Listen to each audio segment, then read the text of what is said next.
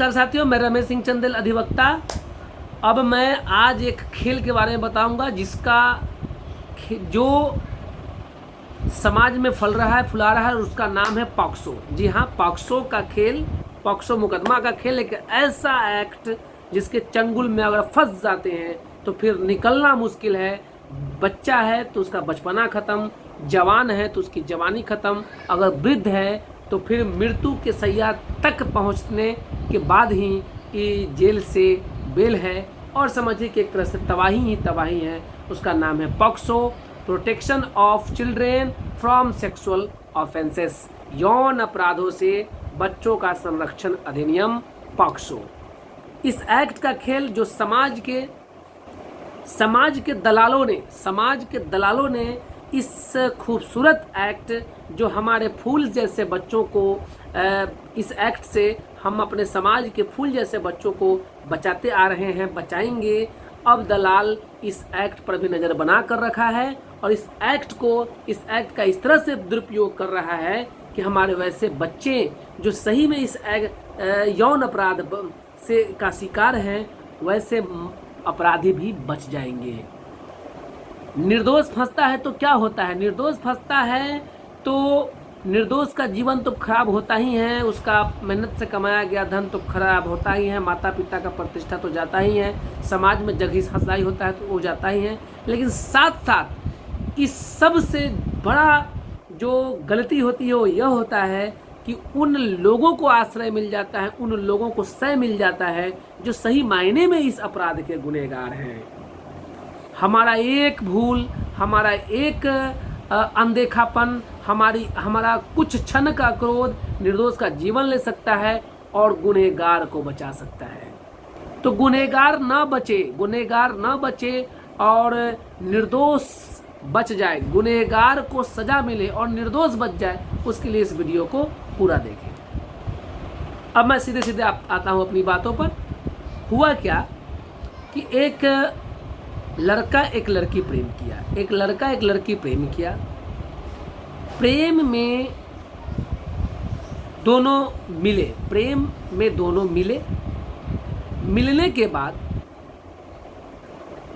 कुछ लोग इसका गलत फायदा उठाएं कि नहीं उठाएं वो विचाराधीन है।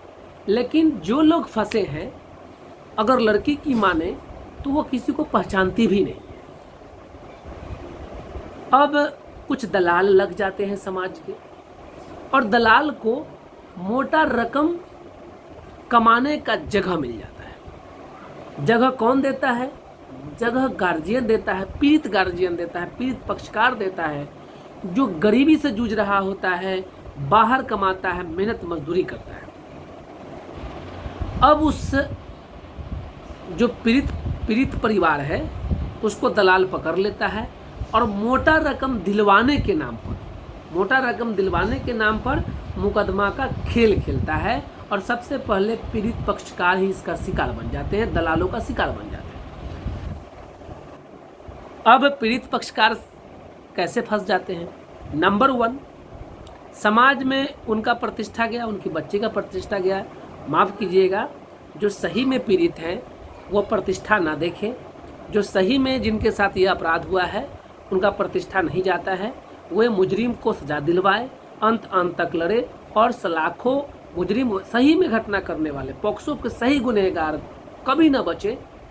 मैं इसका समर्थन करता हूँ। अब आता हूँ मैं अब वो पीड़ित पक्षकार कहाँ कहाँ फंस जाते हैं।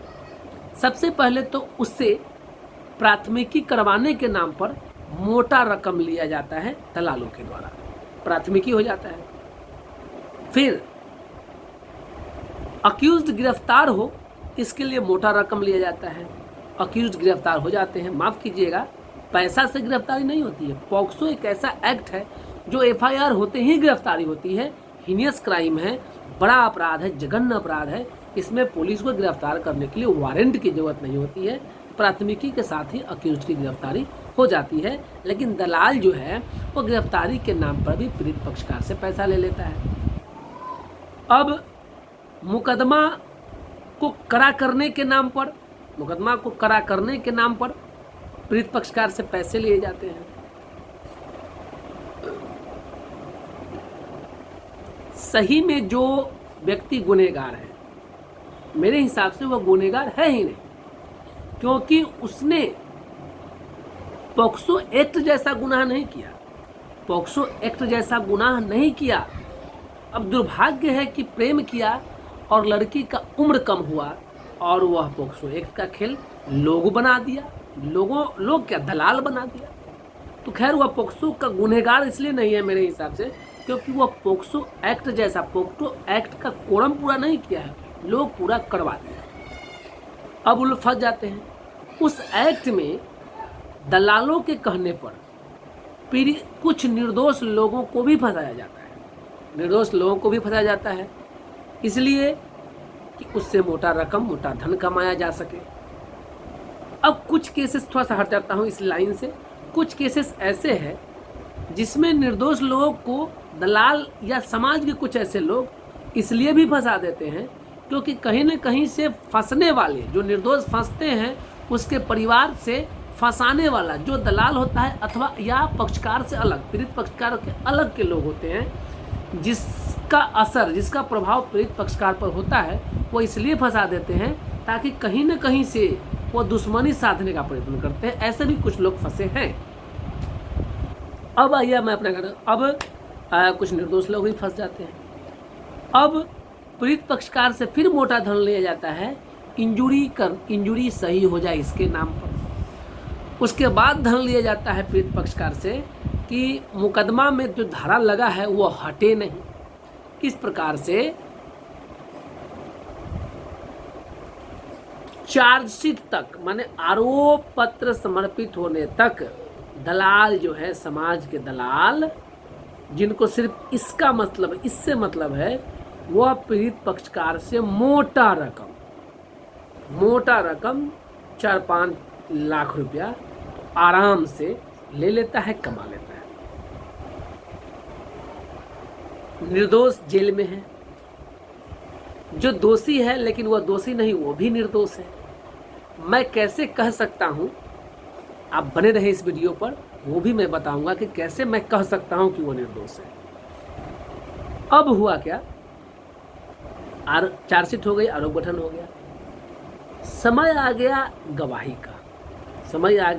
का, और पीड़ित पक्षकार के तरफ से अप्रत्यक्ष रूप से मुझे काम करने का मौका मिला उस मुकदमा में। जब मैं लड़की से मिला और पूछा कि अमुक व्यक्ति ने आपके साथ ऐसा किया, इस पर वह विचलित हो गई। मतलब उसका आशय यह था कि उसने कुछ किया ही नहीं। जो मुख्य मुद्दाला था, जिसका बचना शायद मुश्किल है, वो मुख्य मुद्दाला है, और उसने कहा, लड़की ने कहा, उसने मेरे साथ तो कुछ किया ही नहीं और लोगों को पहचानती ही नहीं। अब सवाल है कि जब अब सारे बात करने के बाद मुझे ऐसा लग गया कि जो मुख्य मुद्दाला बनाया गया सब बालक है, सब 20 साल 22 साल का लड़का है, इतना बड़ा अपराध में फंसा है, बचना मुश्किल है। अब जो मुख्य मुद्दाला है, लड़की ही उसके बारे में बोली कि वो कुछ किया ही नहीं, और जो लोग हैं उसको पहचानती ही नहीं। मैं रुक गया, क्योंकि गलत, मैं हर रोज़ ये ईश्वर से मना कर जाता हूँ कि मैं पैसा कमाऊँ, पैसा तो मेरी ज़रूरत है, मूलभूत चीज़ है, लेकिन निर्दोष को फंसा कर नहीं, गुनहगार बच जाए, गुनहगार को बचा कर नहीं, बेईमानी से नहीं, चोरी करके नहीं, दोगलई से नहीं, दलाली से नहीं, ईमानदारी से, मेहनत से, ताकि वो धन मेरे बाल बच्चों को काम आए और मेरा परिवार स्वस्थ रहे। ये सोचकर ही जाता हूँ और गलत करने से बचता हूँ, सही मायने में गलत करने से बचता हूँ, ना कि ये मोबाइल पर कह, ये नहीं, ये मेरा सिद्धांत है, गलत करने से बचता हूँ। मैं रुक गया और नहीं कराया, उस दिन गवाही नहीं होने दिया, और मैंने कहा एक लाइन में कि चाहे जो हो, ऐसा आप कुछ ना करें जिससे निर्दोष फंस जाए। लेकिन जब वही ठीक फिर बिचौलिया लोग आते हैं, मेरे आंखों के सामने खेल चलता है, मैं कुछ कर नहीं सकता हूँ क्योंकि मेरा तो फाइल था नहीं। मैं बहुत यही कर सकता हूँ कि मैं रोक दूँगा, और फिर एक सप्ताह बाद पुनः वही लड़की जो फर्स्ट दिन डिनाई कर दी थी, फर्स्ट दिन साफ साफ बोली थी कि उसके साथ कुछ हुआ ही नहीं था, और जो किया वो घटना नहीं किया जो पॉक्सो कहता है। सारे कुछ बताई और 4 निर्दोष लोग अब फंसने के कगार पर हैं। फंस ही गए, फंस जाएंगे, बचना मुश्किल है। ये है पॉक्सो का खेल, मेरे आंखों के सामने घटा, इसलिए मैं कह सकता हूँ। और कई ऐसे खेल है, पॉक्सो का कई ऐसा घटना है जहाँ निर्दोष लोगों का जीवन तबाह हो रहा है। मेरे प्यारे साथी, लोकेलिटी मुझे मिल जाए, मेरा वीडियो वायरल हो जाए, मैं फेमस हो जाऊँ, मुझे बहुत ज़्यादा सोशल मीडिया से आमदनी होने लगे, ऐसा सोचकर मैं कोई वीडियो नहीं बनाता। जैसा खाइएगा अन्न वैसा बन जाएगा तन और मन। मैं ये सोचकर वीडियो बनाता हूँ ताकि समाज में जो इस तरह का खेल है वो बंद हो जाए और रुक जाए। और इसके पीछे भी मेरा स्वार्थ है कि कल मेरे बच्चे भी बड़े होंगे, आपके बच्चे भी बड़े होंगे, आपके बच्चे और मेरे बच्चे भी इसी समाज के अंग बनेंगे। और ये समाज का खेल नहीं बंद होगा तो क्या गारंटी है कि इसमें हमारे बच्चे इसका शिकार नहीं होंगे। क्यों खेलना ऐसा खेल? मैं पीड़ित पक्षकार से भी आग्रह करता हूँ कि आप सच जानते हैं कि आपके बच्चे प्रेम में गुनाह किए हैं और जो गुनाह हुई है उसमें दोनों की सहभागीदारी है, फिर भी आप अगल बगल के लोग की बातें सुनकर उलूल जुलूल बातें में आकर और आप प्रतिशोध की भावना में आ जाते हैं और बदला लेने की भावना में चले जाते हैं और आप निर्दोष को फंसा देते हैं। सच को जानिए, सच को जानने के बाद कदम उठाइए।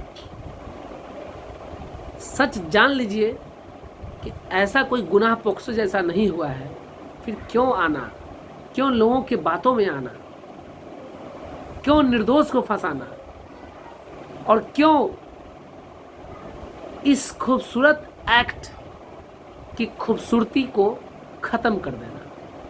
आपका ये गलती उसको भी लाभ पहुंचाएगा जो निर्दोष है और उसको भी लाभ पहुंचाएगा जो गुनहगार है। जब मुकदमों की बाढ़ आती है, जब मुकदमों की बाढ़ आती है, जनसैलाब आती है, तो उस मुकदमा में, तो मुकदमों की बाढ़ में कुछ वैसे लोग भी बहते हैं जो गुनहगार हैं और अधिकांशतः वैसे लोग बह जाते हैं जो निर्दोष हैं। और जब न्यायालय के सामने निर्दोष और गुनहगार दोनों आते हैं तो जिसकी संख्या अधिक होती है, जाहिर सी बात है न्यायकर्ता का ध्यान उस पर ज़्यादा होगा और उसके आड़ में गुनहगार बच जाएंगे। निर्दोष को बचाने के अभियान में गुनहगार बच जाएंगे। क्यों गुनहगार बच जाएगा? क्योंकि न्यायालय का एक सिंपल खूबसूरत सा सोच है, न्यायकर्ता का, न्याय क्षेत्र का, न्यायिक प्रणाली का, कि 100 गुनहगार बच जाए कोई फर्क नहीं पड़ता, एक निर्दोष नहीं फंसना चाहिए। उम्मीद करता हूँ यह वीडियो, यह घटना आपको कुछ सिखाएगा। और देश प्रेमियों, आपस में प्रेम करो। देश प्रेमियों, बैर से बैर का संबंध नहीं होता, बैर से बैर नहीं समाप्त होता, नाली के पानी से कीचड़ नहीं धुल सकता है और दोस्ती और प्रेम ही एक ऐसा चीज़ है जिससे अमन और चैन का फूल खिलता है। इसलिए अमन चैन में रहिए, शांति को गले लगाइए। अशांत मन हो जाए, अशांत परिवार हो जाए, खंड खंड परिवार हो जाए, ऐसा कोई घटना ना करे। बच्चे तो बच्चे होते हैं, मेरे हो या आपके हैं, बच्चे तो बच्चे होते हैं, बच्चे तो फूल होते हैं। और फूल खिलता हुआ फूल ही अच्छा लगता है, रौंदा हुआ फूल नहीं। इसलिए फूल रौंदा जाए ऐसा कोई कार्य ना करें। मैं अपने सभी दर्शकों के बच्चों की शुभकामना के लिए ईश्वर से कामना करता हूँ। आप स्वस्थ रहें। धन्यवाद।